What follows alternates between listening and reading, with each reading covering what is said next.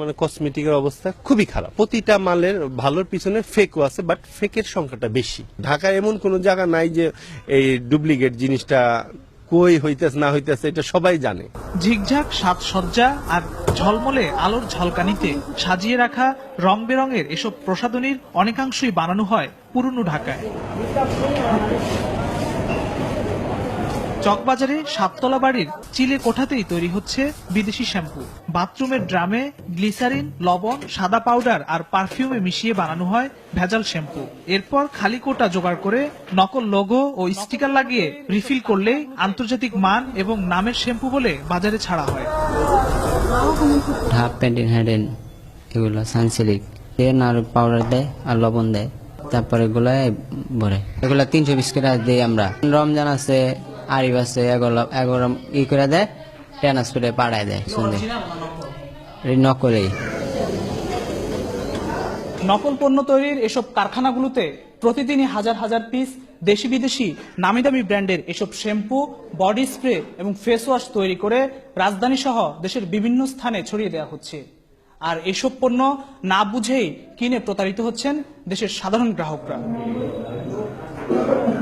একই কায়দায় গ্লিসারিন, রং আর সুগন্ধি দিয়ে বানানো হচ্ছে বিদেশি ফেস ওয়াশ। একই সাথে নকল বানাচ্ছেন বিভিন্ন ব্র্যান্ডের সাবান। রেপটিনে টাকা দেয়, থানায় টাকা দেয়, হ্যাঁ আমরা টাকা দিয়ে তারপরে কাজ করি। আমাদের কেউ কিছু করতে পারলে আমরা আগে খবর পাবো। একটা গোডাউন আর একটা আপনার শ্যাম্পুর কারখানা। শ্যাম্পু বানায় ওই গোডাউনের ভিতরে রাহে ওটার ভিতরে ঘুমায় আবার সকাল হলে ডেলিভারি দিয়ে দেয়। খান মার্কেট 2 নম্বর ফেস ওয়াশ, বডি স্প্রে, তারপরে যে রসুন মশলাটি সব 2 নম্বর। দেবীদাস ঘাট এলাকার Shahin cosmetics. Bangladesh Standard Testing Institute BST এর অনুমোদন প্রয়োজন নেই এমন অজুহাতে সৌরভ লাভলি নাম দিয়ে বানাচ্ছেন স্কিন ক্রিম, মেহেদি, বেজলিন সহ প্রায় 28 ধরনের প্রসাধনী পণ্য। সৌরভ চুনো, সৌরভ টিউব, চুনো ডিবা এসব আর কি কেমিক্যাল দেওয়া তৈরি হয়। কি কি কেমিক্যাল এটি বাইরের থেকে আসছে তো তা বলতে পারি না। চকবাজারের আরেক ভেজাল পণ্য প্রস্তুতকারী লিজা কসমেটিক্স। সেখানেই পাওয়া গেল তৈরি ক্রিম ও লোশন। আমরা ওই যে সাধারণত স্পটটা এই বছর বানাচ্ছি, আর তার আগে করা হয়েছিল যে লোশন। 2 বছর ধরে ব্যবসা করতেছি। বিএসটি অফিস থেকে তো এসব বলবে যে আপনারা এটা করতে হবে। তারপর এখানকার আরেকটি ভেজাল কসমেটিক্স তৈরি কারখানায় গেলে সংবাদকর্মীদের উপস্থিতি টের পেয়ে সটকে পড়েন কর্মচারীরা। এমন ভেজাল একটি প্রসাধনী ত্বক ফর্সাকারী ক্রিম পরীক্ষা করে বিএসটি কর্তৃপক্ষ জানিয়েছে এসব মারাত্মক ক্ষতিকর। দুটো ইম্পোর্টের টাইমে মারাত্মক পাইছি। মার্কেট যেমন আমরা চিঠি হয়ে গেছে ওটা রিএক্সপোর্ট করার জন্য এবং ধ্বংস করার জন্য বলে দিচ্ছেন। চকবাজার যে হানা দিয়ে আসলাম, আপনি কি মনে করছেন চকবাজারে নকল প্রসাধনী বন্ধ হয়ে গেল?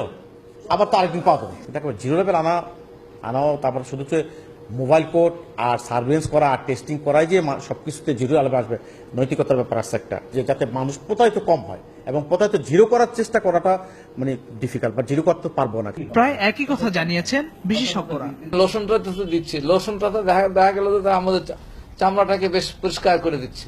সেটা যদি অ্যাকচুয়ালি বিষাক্ত হয়ে থাকে, এবং অনেক ক্ষেত্রে লেড, মার্কারি এগুলা খুব বিষাক্ত, ফুসফুসকে নষ্ট করে দিতে পারে। দেখা যায় যে আপনার জন্ম যেটা বিকলাঙ্গ শিশু হতে পারে। আইন শৃঙ্খলা রক্ষাকারী বাহিনী বলছে তারা এসব ভেজাল বন্ধের চেষ্টা করছেন। ভ্রাম্যমাণ আদালতের মাধ্যমে কিন্তু সংশ্লিষ্ট কর্তৃপক্ষ এই সমস্ত অভিযানগুলি পরিচালনা করছে। তারপরও আসলে এইটা বেশ কিছু অসাধু ব্যবসায়ের কারণে একদম পুরোপুরি নিয়ন্ত্রণে আনা যাচ্ছে না। তো আমরা চেষ্টা করছি যাতে করে এই ধরনের নকল কসমেটিক্স বা ভেজাল কসমেটিক্স কেউ বাজারে আনতে না পারে বা বিক্রি করতে না পারে। এক্ষেত্রে তথ্য দিয়ে সহায়তা করার অনুরোধ জানিয়েছেন এই ম্যাজিস্ট্রেট।